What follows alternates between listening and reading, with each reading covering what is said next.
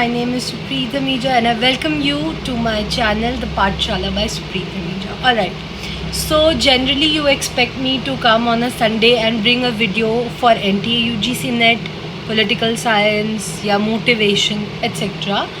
But today is a different video. Also ये सारे sections of people watching this video को cater नहीं करेगा.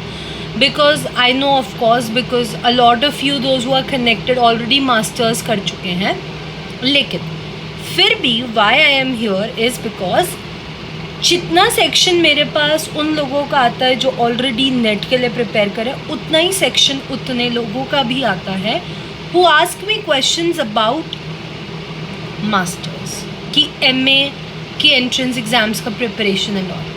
जहाँ MA के एंट्रेंस एग्ज़ाम की प्रिपरेशन की बात आती है, all of you know the most respected institution and जहाँ पर हम स्पेशली IR के स्पेशलाइजेशन की बात करें या पॉलिटिकल साइंस को IR से लिंक करने की बात करें, सो अगेन JNU का कोई भी मार्क ऐसा नहीं है जो कोई बीट कर सकता है. उस रेफरेंस में जैसे कई बच्चे साउ के लिए प्रिपेयर करते हैं, साउथ एशियन यूनिवर्सिटी के लिए, कई बच्चे प्रिपेयर करते हैं JNU के लिए आफ्टर डूइंग ग्रेजुएशन. सो उन लोगों के लिए ये वीडियो बहुत यूज़फुल होगा. कैसे? Because I want to tell you in a few steps कि कुछ पॉइंट्स ऐसे जो प्रिपरेशन से पहले आपके माइंड में फिक्स होने चाहिए. बिकॉज आधा जो विनिंग सिचुएशन होता है वो पहले आता है जब आप अपने बारे में, अपने सिलेबस और एग्ज़ाम के बारे में जानते हो.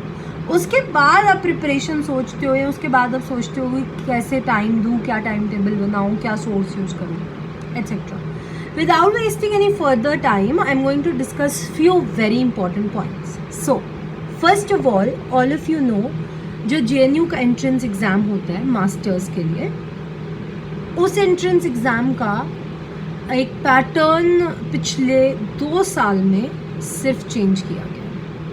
ये DU में भी हुआ था, ये बहुत सारी यूनिवर्सिटीज़ में लगभग एक ही टाइम पे किया गया.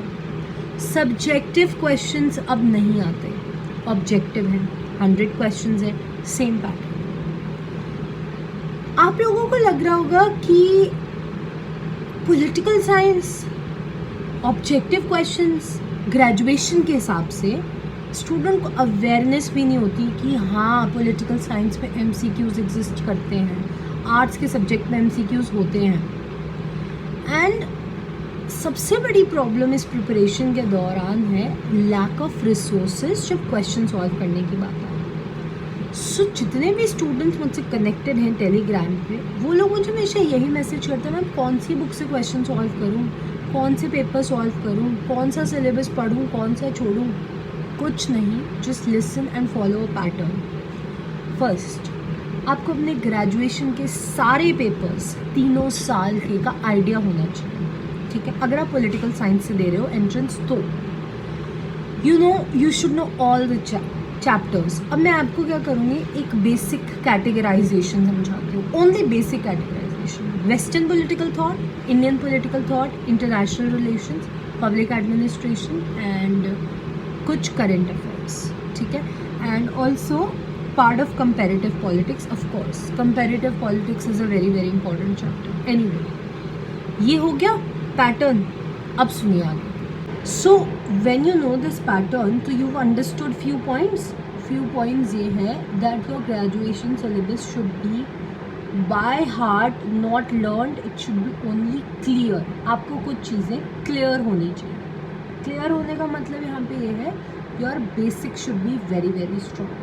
अगर आपको लगता है आपका सब्जेक्टिव में हाथ बहुत ज़्यादा स्ट्रॉन्ग था या आप ऑब्जेक्टिव में वीक हो, जैसे कई लोग होते हैं वो 4 ऑप्शन में से एक सेलेक्ट नहीं कर पाते, उन्हें दिक्कत आती है आप कंक्लूड करने में कि ये वाला पिक करूँ, ये वाला पिक करूँ, कन्फ्यूजन होता है. ऐसे लोगों के लिए अब पेपर टफ हो चुका है. और जिन लोगों को रिटन बनाने में प्रॉब्लम होती थी पैराग्राफ्स, उनके लिए अब ईजी हो चुका है.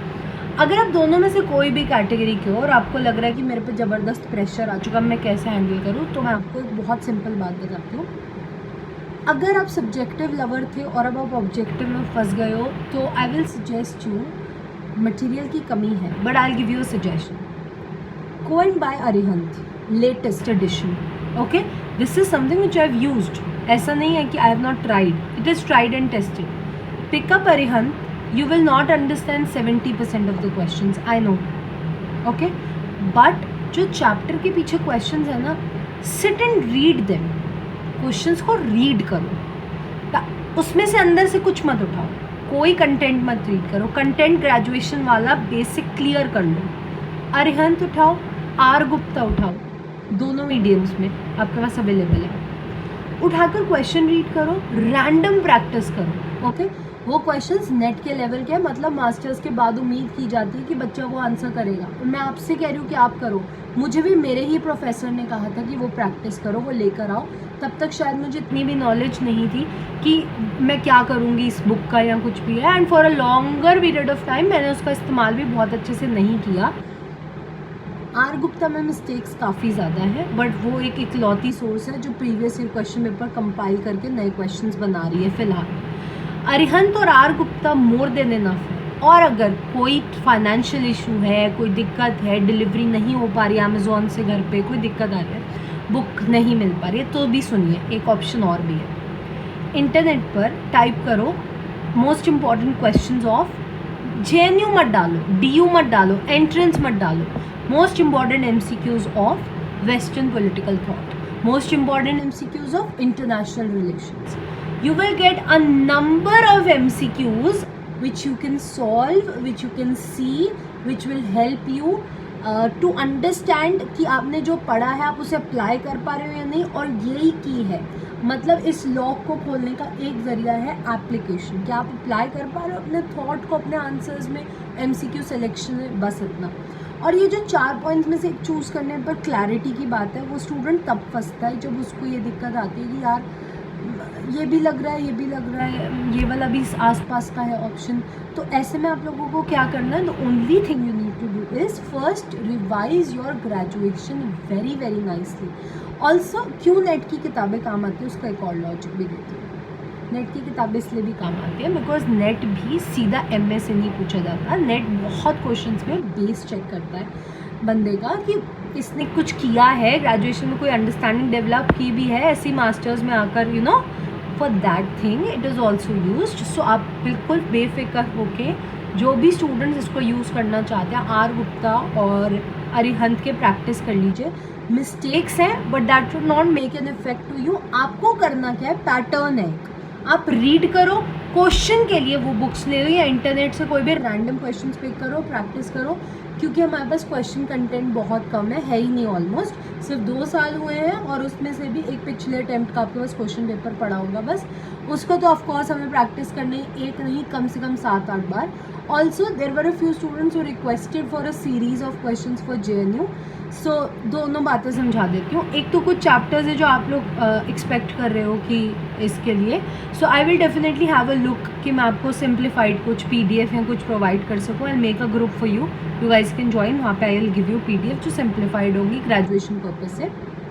कुछ बच्चों ने मुझसे सोर्सेज में पूछा बेलीज एंड स्मिथ पढ़ने को कहा जाता है IR के स्पेशलाइजेशन के लिए. तो बिल्कुल, या तो बेलीज एंड स्मिथ पढ़ लो या एक और बुक है that I will give you on in PDF format, वो बुक रीड कर लो. Both of the books will help you get through basics of IR. अगर आप स्पेशलाइजेशन इन IR प्रिपेयर कर रहे हो, यू नीड टू अंडरस्टैंड. अच्छा, Baylis and Smith is not an easy book to read, so for that आपको patience बहुत बढ़ाने पड़ेंगे.